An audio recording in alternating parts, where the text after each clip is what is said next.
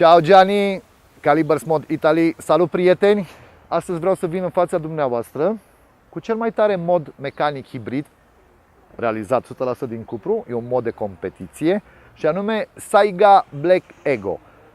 În primăvara asta am participat la VAP Italy, unde prin bunăvoința lui Mihail Vlădăianu l-am cunoscut pe Gianni Albanese, omul care stă în spatele omul care a proiectat acest mod mecanic. S-au realizat 100 Black Ego și 100 Cuprum, adică full cupru. Aici, lângă Împăratul Traian, am revenit după ceva timp și haideți să vă arăt pe close-up ce este Saiga Black Ego.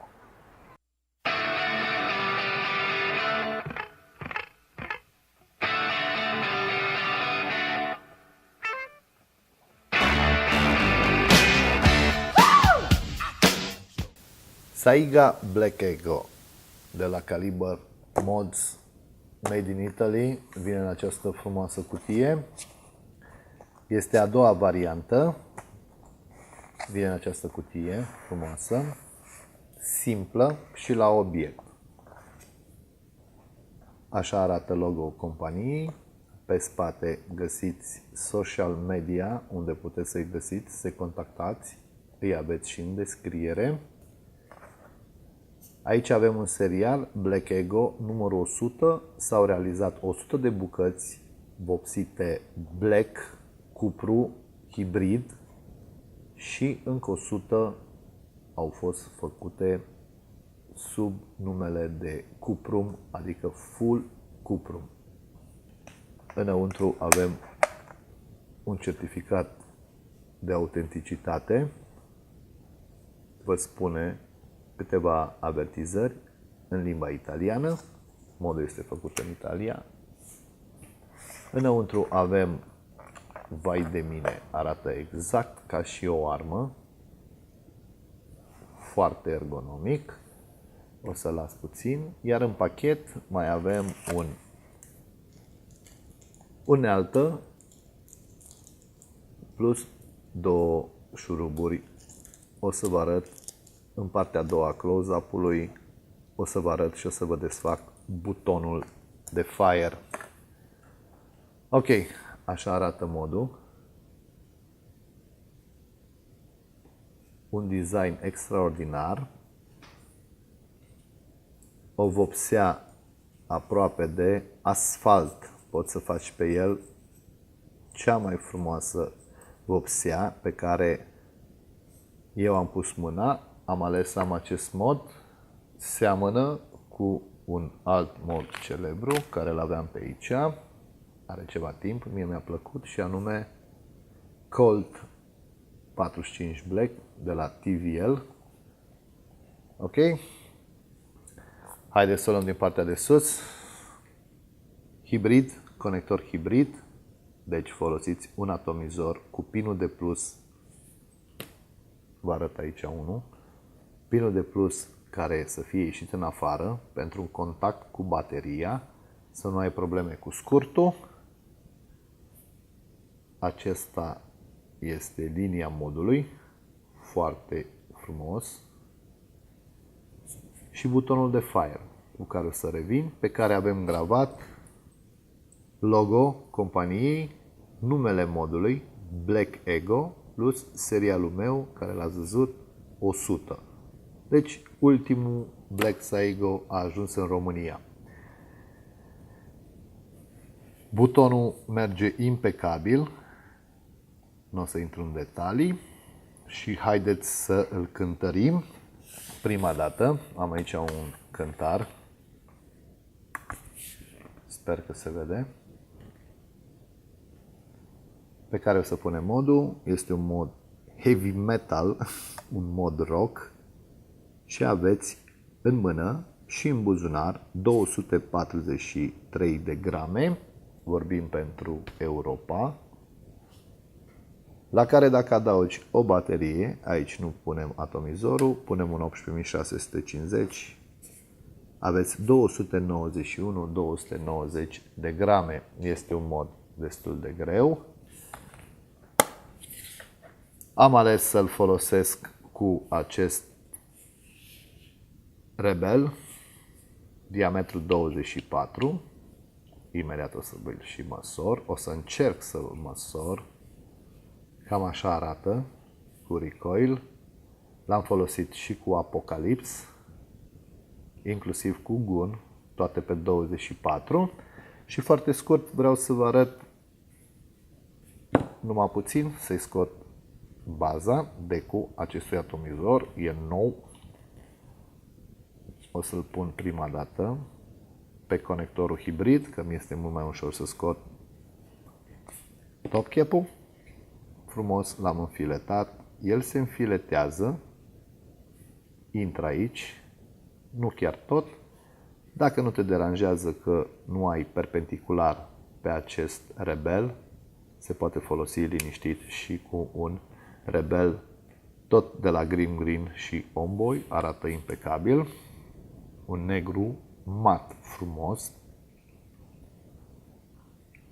Și haideți să încerc să vi-l măsor, deși toate specificațiile le găsiți pe site-ul celor de la Caliber Mods. Aici vă arăt 24,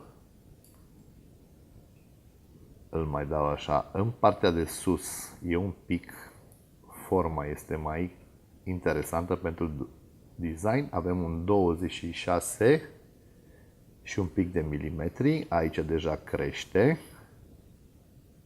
undeva la 27 de milimetri jumate, iar pe interior, asta face ergonomia modului, avem undeva la 24, ce ai pe aici, în partea superioară a hibridului, ai și aici. La fel, aceeași dimensiune o ai și pe buton și pe exact ce aici ai și aici. O să-i pun să vedeți o scurtă comparație pe acest Rebel, foarte bine realizat conectorul hibrid 510. Prin bunăvoința lui Mihail am făcut rost și de prima variantă, aceasta este prima variantă, Saiga Brass cu un Rebel, cu un recoil ediție Anarchist. Bun, haideți să vă arăt și să vă desfac puțin butonul. Cam așa este primul buton la Saiga Brass și Black Ego. E o diferență între prima variantă și a doua variantă. Și haideți să o luăm, nu o să-l montez pe ăsta, o să încerc să-l montez pe ăsta, pe close-up. V-am spus, aici am două șuruburi cu această unealtă. Sunt aceste două șuruburi, vin cu 4, două pe buton, diferit de ce am fost învățat la modurile de competiție. Vă arăt foarte scurt diferența între pinul de fire, cel de brass, cel de cupru. Se curăță foarte, foarte ușor. Asta o să-l pun deoparte. Bineînțeles că nu o să-i montez de fapt pinul. Ăsta intră hexagonal, așa, pe care va fi acționat așa. Iar piesa de Delrin o să-l montez unul pe tub, o să vedeți cu grijă și pus un pic de lubrifiant pe el și ușor, nu o să ai problemă a înfileta acest mod. Acest arc nu are treabă cu căderea în sarcină, voltage drop, ok. Acesta este butonul gravat, vi l-am arătat, în care se pune acest arc, care iară nu are rol de conductivitate, pur și simplu el atinge. Acesta se montează frumos aici, după care ai venit pe pin și ai luat frumos, ai montat acest arc și frumos încerci cumva să aliniezi cele două găuri l-ai apăsat în jos și cu grijă, la prima variantă, mai greu, trebuia să pui această piesă în care, uite că am reușit. Cu ce să fac eu aici, să nu stric, îți pui pinul de plus. Bun, o să muncesc mâine să-l aranjez, asta îl pun deoparte, vă arăt, astea de rezervă. Aici nu mai este hexagon, este cupru, fără oxigen, iar piesa de Delrin puțin modificată, pătrată, în care noi ne-am montat pinul de fire, după care punem piesa, arcul, luăm butonul se curăță foarte ușor și ușor aliniem cele 4 găuri, și anume găurile de pe pinul de plus trebuie să fie aliniate cu găurile care conțin aceste două șuruburi. Prin presare, frumos apăsăm, este un arc destul de tare, este un challenge, ok? Și ușor ți-ai montat această unealtă și ușor am strâns ca să prindem mult mai simplu ca la prima variantă. Bun? După care ținem, venim în partea cealaltă și ușor ne-am montat butonul. Ok, după curățare, sfatul meu este să puneți ceva, nu știu dacă lichid, ceva vazelină, înțelegeți, ca să nu aveți treabă. Vedeți ce frumos hard hitter lovești acest mod. După care, ce avem aici? Recoil-ul.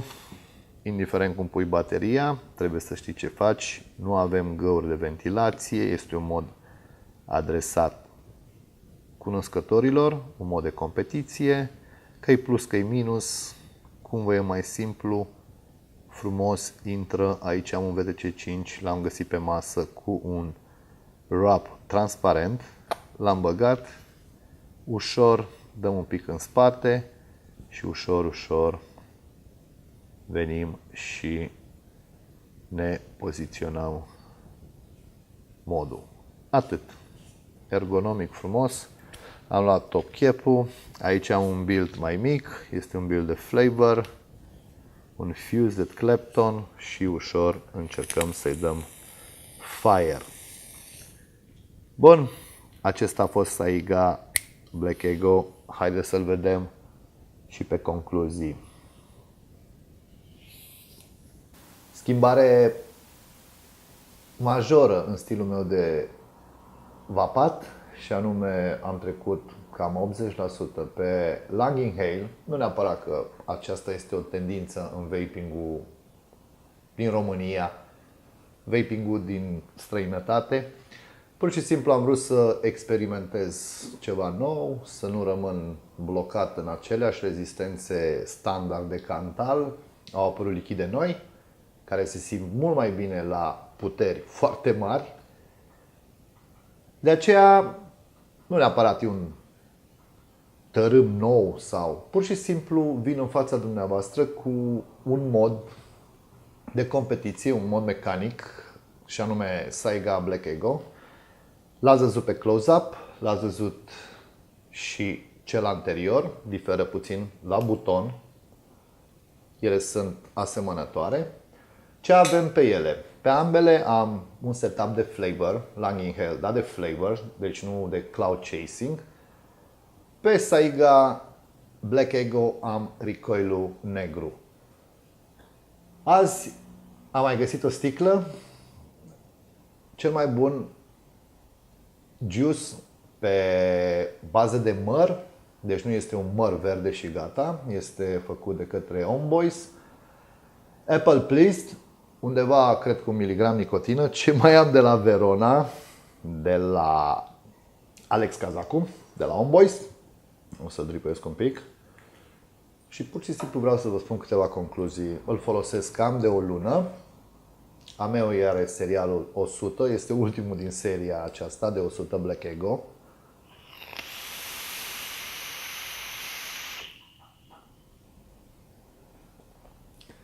Impecabil. Ce îmi place la el? Să vă spun.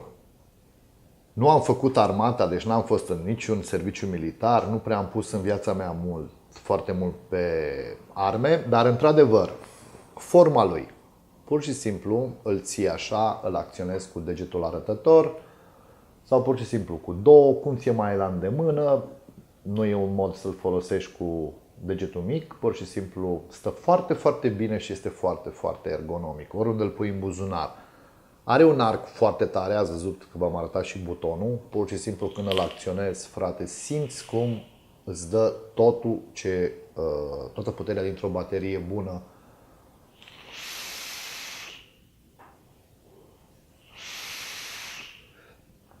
Este un mod care lovește atât timp cât îl cureți și o asigură o mentenanță perfectă. Este un mod care lovește foarte tare. La fel ca și unul dintre alt preferat al meu și acest combo este vorba despre un Colt 45 de la TVL. Am pus toate atomizoarele care le dețin și care îmi plac, și anume Apocalypse Gun, chiar am pus și Gun, deci tot ce pe 24 intră perfect. Inclusiv noul, o să vin cu o recenzie în viitor și la Rebel, noul recoil, dacă știi frumos să-l înfiletezi, pur și simplu te joci exact din buton. Probabil top cap nu prinde ultima garnitură, de aceea am hotărât să-l folosesc în continuare cu primul recoil. Pe flavor, pe ăsta este un mod care mie mi-a plăcut, un mod rock, aș putea să spun, un heavy metal, frate. Este l-am văzut, l-am cunoscut pe Gianni în Italia, am petrecut câteva seri după expoziție și am văzut finish-ul la el. Finish-ul m-a dat gata, era un prototip care l-avea el atunci la Verona. Și am zis, fac cumva când va ieși varianta de cupru, că acela era de braț, braț vopsit, când va veni varianta cea neagră, sigur o să-mi doresc și eu, o să mă pun pe listă și o să-mi doresc și eu. Mi l-am cumpărat și nu regret absolut nimic. Ați văzut diferența, ele lovesc la fel, cel puțin pe tipul ăsta de rezistență. Am aici un 0.16 ohm, aici un 0.15, ceva care nu prea oscilează, că știu să fac rezistențele. Ele lovesc la ăsta arcul, parcă, din interior îl simt altfel. Oricum butoanele ați văzut că sunt diferite. La asta trebuie să te chinui un pic să dai piesa aia de oțel jos, dar aici nu mai ai treabă, ai pur și simplu îți desfaci imbusul. Ți-ai curățat butonul. Am preferat să iau varianta asta, să nu stau tot timpul să curăț, se curăță foarte ușor. Și acum foarte scurt o să vă spun ce folosesc eu când îl curăț. Pur și simplu am un colantor pe care îl pun pe o bormașină, ca mulți dintre voi, îl montez frumos, îi dau și îl curăț. Ce folosesc? După mult timp, îi mulțumesc frumos lui Coma Norbert, că el m-a învățat, folosesc cam de 3 ani Metal Polish de la Mențerna. Acum secretul s-a dezvăluit, nu folosiți tot felul de prostii ce le găsiți pe la pasta roșie, există și în Italia, am văzut și peste tot aceasta, după care pur și simplu celebru alcool izopropilic, îl curăț și odată la 4-5 zile, dacă îl folosesc exclusiv, modul arată impecabil, se curăță foarte ușor. Folosiți pasta aia, hârtie și după care îl polișați și arată impecabil. Ce să vă spun, dacă e ceva ce nu mi-a plăcut la el, sincer, nu. Nu, n-am ce să nu-mi placă, este un mod de competiție, o să-l dau foarte scurt să vedeți. O să iau un lichid de 0 nicotină, să vedeți cam cum lovește pe un Apocalypse, tot de cupru. Aici am un setup un pic mai jos, undeva la 0,07 ohmi. pur și simplu îi montez baza ca să mă asigur că e până jos, după care frumos îi reglez butonul, filetul este impecabil, deci oricum îl dai. Multă lume a comentat, ați văzut pe close-up piesa aia de Delrin. Pur și simplu pun ceva lubrifiant pe el și merge impecabil, cu grijă, mai ales că e un mod bun, un mod care necesită mentenanță, adică atenție mai sporită, adică nu te apuci să-l dai, să-l arunci, să... Ce folosesc? În premieră de la Guerrilla Flavors, un Black Label de la Coma Norbert, aici am 0 nicotină, este un lichid IVG și să vedeți cam cum merge foarte bun. Astea o să apară în curând și la mine și pe piața din România și nu numai. Pur și simplu, deci merge impecabil când e dat. Uitați-vă aici, ca să vedeți despre ce vorbesc. Dacă vrei să te joci, vrei să mergi la o competiție sau ești fan de genul ăsta cloud chasing, este ceva de vis. Inclusiv cum arată, nu prea e polișat ăsta, nu e prea curățat, l-am luat din trusă. Un apocalips de cupru.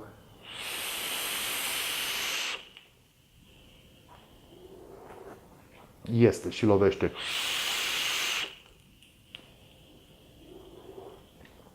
Impecabil. Este într-adevăr, este puțin mai scump decât ne-am obișnuit. Cine își dorește moduri autentice, acum și pe piața din România o să aveți posibilitatea. O să vin în fața dumneavoastră cu mai multe autentice, nu o să mai fac recenzii la clone, la din astea, nu am timp și nu mai este segmentul meu, nu mai mă interesează, nu am nimic cu cei care folosesc clone, e treaba lor, dar eu mă voi duce pe segmentul ăsta autentic as fuck, cât pot. Foarte bun lichidul ăsta, de la Coma Norbert, dar